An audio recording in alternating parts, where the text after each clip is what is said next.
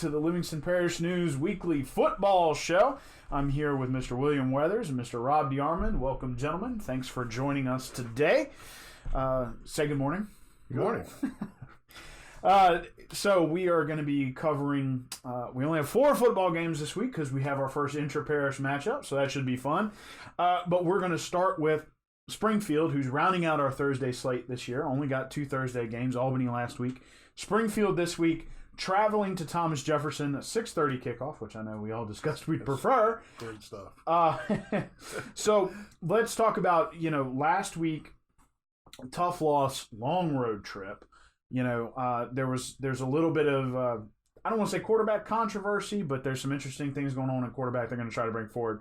First, talk to us a little bit about what Coach Surpass said about 26-21 loss on the road at South Plaquemine, which, by the way, if you're wondering where South Plaquemine is, GPS says you're in the middle of the ocean, just to let you know. Accurate. No, when I talked to Coach Surpass, it was just kind of like, we looked back at the film and there were still things, even at this point, that we can still work on. And at that point, you're always trying to get better, make your team better. And kind of some of the things, we hate to keep harping on some of the things, but some of it was those tackling issues that had kind of plagued them all year long. He said 2 of the touchdowns, we have somebody in position to make a tackle, and their kid just bounces off. It was like a 15-yard run, and another one was like 56. But he said you can see the kids are in position. We're just not making those tackles. And you hate to keep harping on it, like I said, but this is something that has kind of gotten them all year long. That being said, you touched on it, and I don't want to call it a quarterback controversy per se. It's just one of those things that happens when you have, RJ Surpass is starting for him. He'd going into the game with, I think, 7 touchdown passes in the 2 games previous. And Brian Babb is back in the equation. So RJ got to start, and then he started playing a little linebacker. So when they did that, they wind up bringing Brian Babb back into the equation. He throws 3 touchdowns, 3 interceptions. And the way Coach Surpass kind of looked at that, he said he said at first I was kind of upset about, looking at that, but then I thought about it for a second, and Brian's been away from our team for about 6 weeks. And in those 6 weeks, we've kind of changed a little bit, and we're doing some things maybe a little bit differently.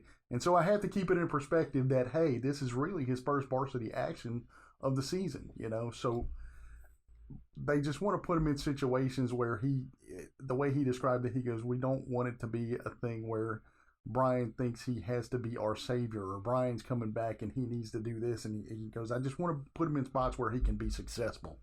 Right. And, talking about success and bringing some things forward, getting closer. They're not quite in district, smaller district. It's a crazy thing. This is the last game before district, correct? Yes. So weeks 8, 9, and 10 will be district games. So this is the last tune-up, trying to carry some momentum into that protracted district schedule. So talk a little bit about carrying that. That's some of those situations. Yeah, that's the biggest thing. We talked about it last week. It's this district is so condensed. You've got other teams that are going to have two, maybe more district games under their belt, and in this district you don't have that.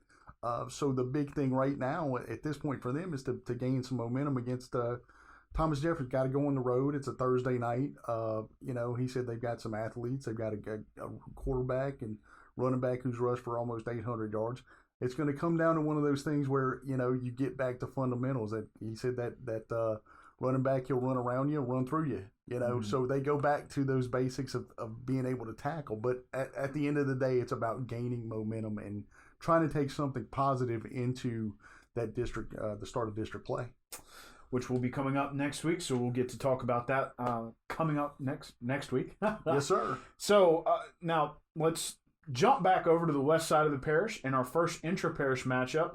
Kind of a 2-story tale here.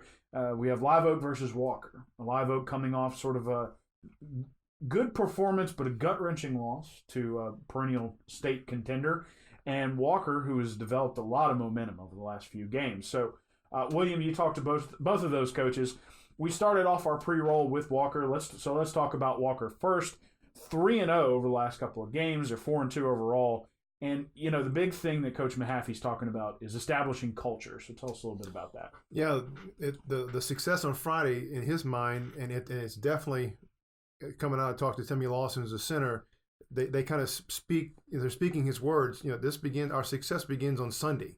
This is when they watch film, and this is when they get into that week's opponent.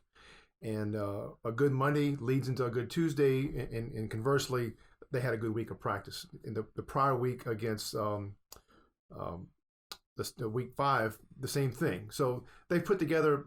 Now the challenge is, can they put together 2 or 3 good weeks of practice in a row?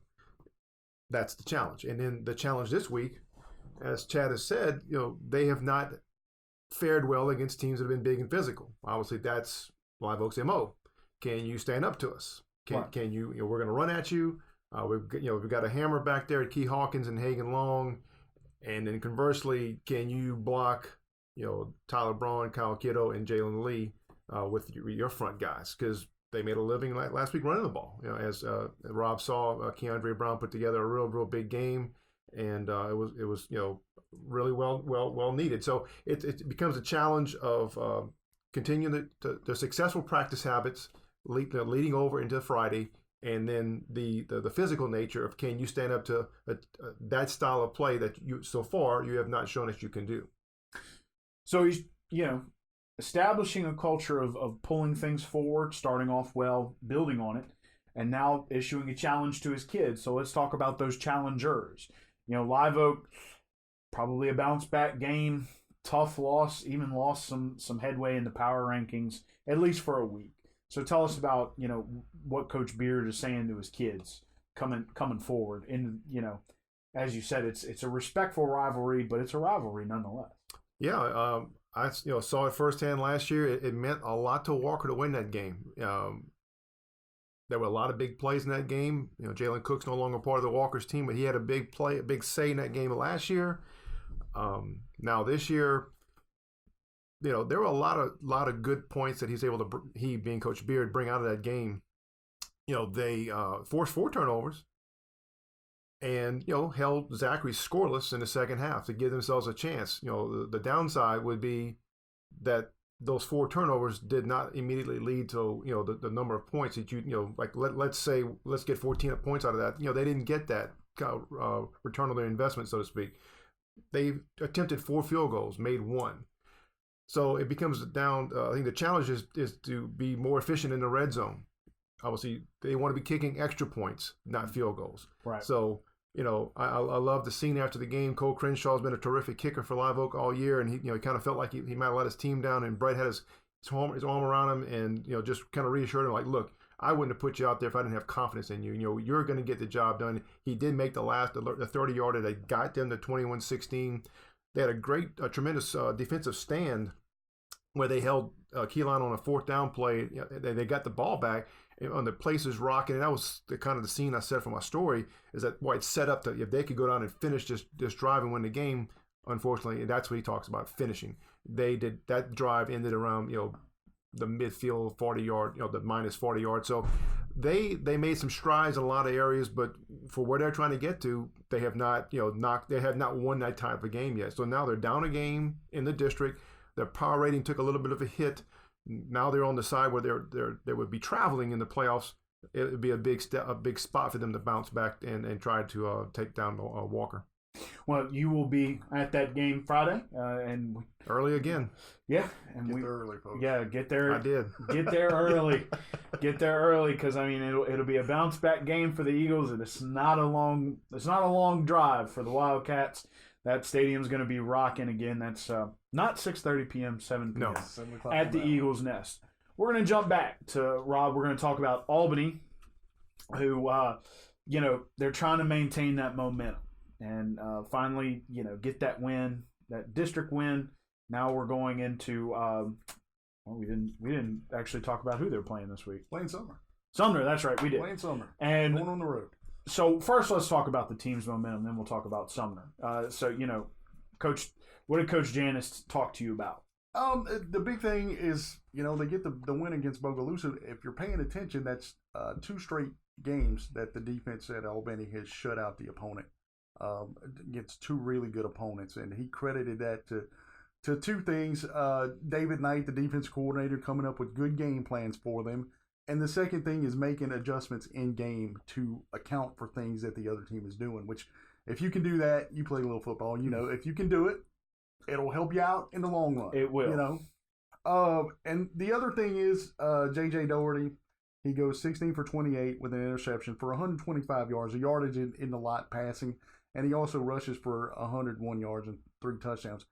Coach Janis said they like to get a little bit more efficient in the passing game, and he looks at it and it's one of those things where he said we had about 4 or 5, couple in there that we just didn't catch. And he said, I think if we can get those, we're right where we want to be. And it still wasn't a bad night. I think first thing he asked me, he goes, what'd you have JJ for?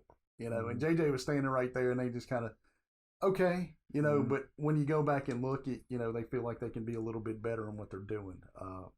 So that being said, they're going into Sumner, and that's, don't let this record fool you for these guys. I'm taking some notes, so I'm flipping through here. So bear with me on this, but I'll run through some of these games for them. They start out with a 41-20 win over Pine, which is quality. They lose to Kentwood by 3, lose to St. Helena by 6, lose to St. Michael, which is a common opponent for Albany and Sumner, lose to them 18-7, and then Franklinton is really the only bad loss they've had. It's 62-27, and then last week they lose to Laranja by 1. So the first thing I asked, I was like, Mike, you can't look at this record and say this is not this, who this team is. They're coached by Ross Career. And if that name sounds familiar, his dad is Donald Career, the longtime coach at A-Meet. His uncle is David Career, the longtime coach at Kentwood.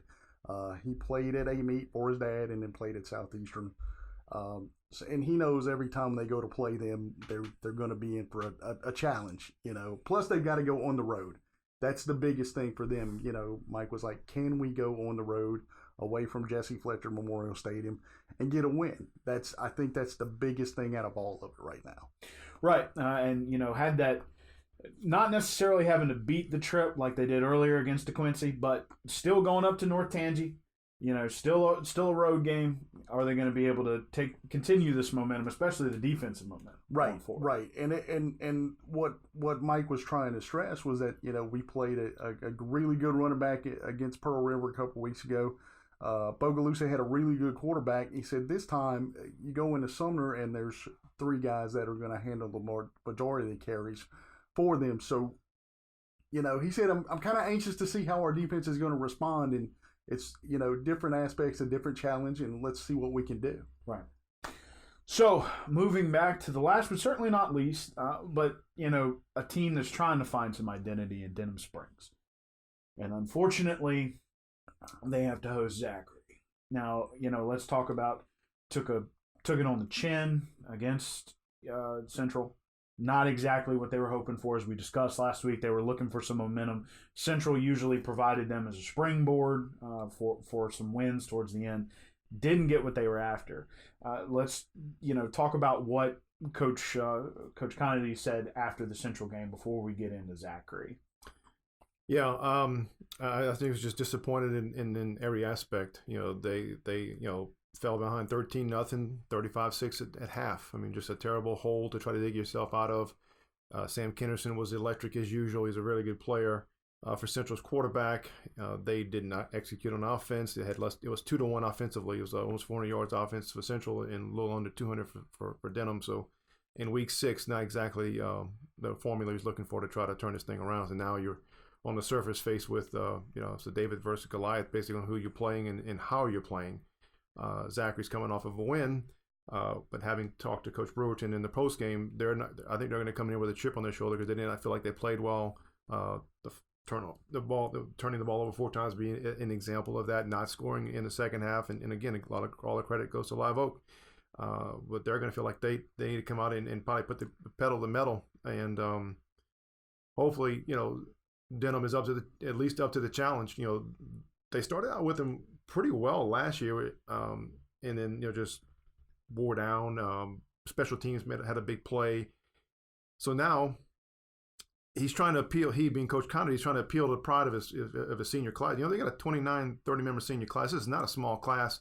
It's a team that the class has been around success in regionals a year ago and first round of playoffs their sophomore year. So it's kind of like, you got 4 weeks to leave a legacy here. What do you want it to be? You've got an impressionable, talented freshman class looking up at you, looking at the the example you're setting, and what are you going to leave for us to kind of emulate? Well, you got 4 weeks to fix it and get leave something of some type of positive impact or imprint on them. And obviously, there was no better place to start in terms of if you were able to put it together than Zachary. So easier said than done. Backs are squarely against the wall. Obviously, their playoff games. They're now. If they have any semblance of hope to try to get inside the top 32, it starts Friday night. Well, and it's as you mentioned, it's going to be a tough one. Brewerton, much like Brett Beard has issued a challenge, and much like Chad Mahaffey has issued a challenge to his team. Tough loss, got stopped defensively. Can you bounce back? Denham appears to be a good game to try to do that. So, again, I'll be taking the photos at that Denham game, and you will be, excuse me, you'll be with downtown Walker. Watson. Yeah, you'll be in Walker and Live Oak, and I'm guessing you will be up in the Kentwood area. Going to Kentwood. We're going to be at the hole. The hole. It is the hole. Man, we got the water tower, the hole, all sorts of things. Kentwood's got the patent on all the nicknames. Yes, they do. Well, Rob, William, thank you both for being here today. We appreciate it, and thank you for anyone listening. We appreciate you joining us here, Livingston Parish News weekly show. We're doing football. Thank you. Thank you to all the football coaches for participating and giving us the interviews.